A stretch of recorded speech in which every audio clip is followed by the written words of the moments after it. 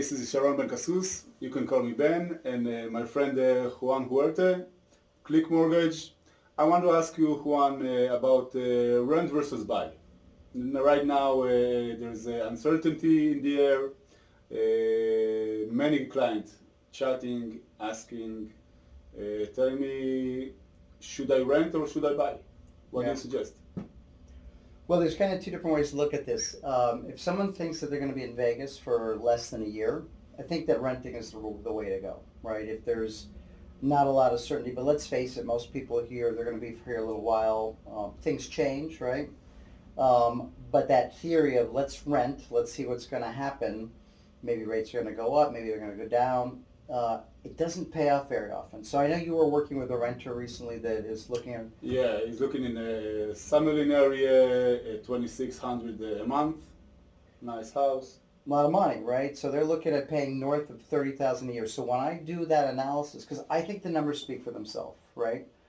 I'm not here to try to convince people I'm right, but let me work the numbers in the head. If someone goes and they rent for $2,600 a month, it's over $30,000, right? Yep.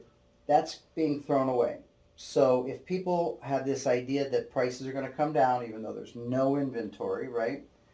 They're $30,000 in the hole. So if they wait a year and they take that $30,000 and they're buying a house at $500,000 plus, that house has to drop 5 or 6% for that strategy to have paid off, right? Because that money's gone. Yeah. And people don't think about that because they just think of the expenses going out, right?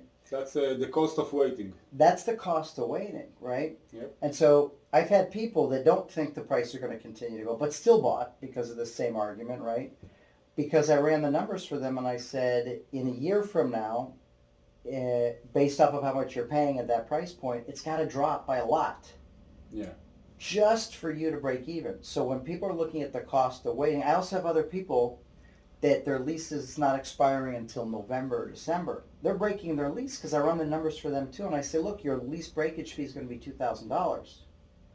Or you can wait another 6-7 months and paying at a higher price point, at a higher interest rate, and in the meantime you have losing more on the rent. You're more going away rent. So people don't want to spend a couple $1,000, $4,000 on the lease breakage, right? And you're going to skip a mortgage payment anyway.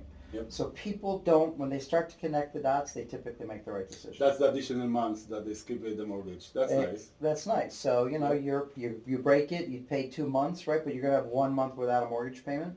Yeah. So I'm not treating it lightly. Money is money, right? But the higher cost is if you wait and the price of the house goes up 3 or 4% and the interest rates go up, the numbers fall apart really, really quickly.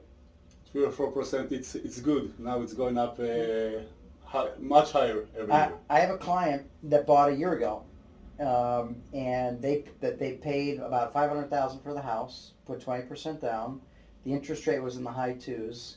And they called me up and they were really excited because they weren't sure if they should buy. And I shared their scenario with somebody else. That same house today, the interest rate's about 0.75% higher. The price went up by about 10%. So between the interest rate just going up by 0.75 and the price going up, the house is 25% more expensive than it was before. Those people couldn't afford the house. Yeah. And the issue is people now are going to have that same issue when they buy a house now, and if they wait, it's not going to go up 20% like it did last year, but it's going to do really well.